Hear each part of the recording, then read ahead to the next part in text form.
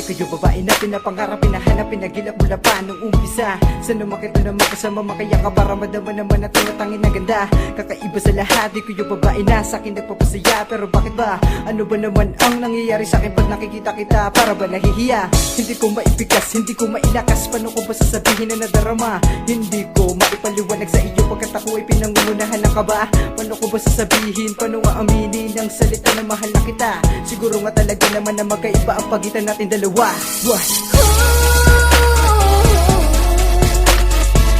ang tanging inspirasyon.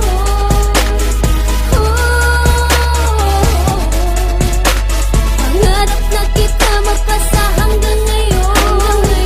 Ano ko ba sasabihin? Nilalaman ng damdamin.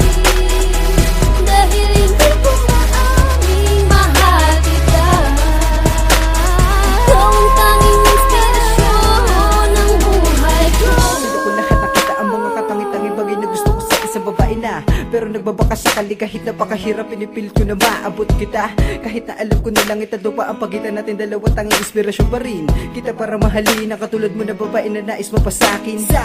Handa ko na salubungin ang mga dagok sa buhay para lamang-lamang mo na gusto na kita. Handa ko na ibigay ang mga pangarap ko dati para lang ikaw ay maging masaya. Siguro nga pinangarap ko illusion na kita, pero kahit na ganoon na natili masaya sa mga bagay-bagay na nagbibigay na saya. Pero bakit pa gano'n parang may kulang talaga? Hindi ko mapaliwanag, hindi ko maintindihan. Bumibili sa tibok na puso naguguluhan. Sa tuwing na makikita kita sa malayuan, nais ko sana na ikaw ay malapitan. Pero siguro hanggang ganito na lang tayong dalawa, kasi di ko masabi ang mga bagay na gusto ko sabihin. Aminin, pero bakit di mabigas ng aking mga labi?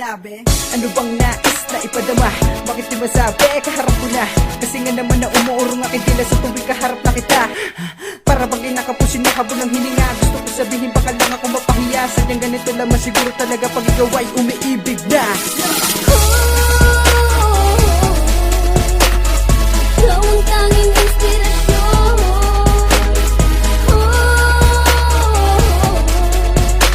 Pangarap na kita magpasa hanggang ngayon.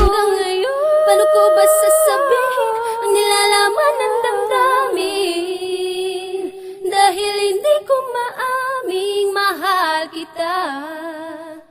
Ikaw ang tanging inspirasyon ng buhay ko.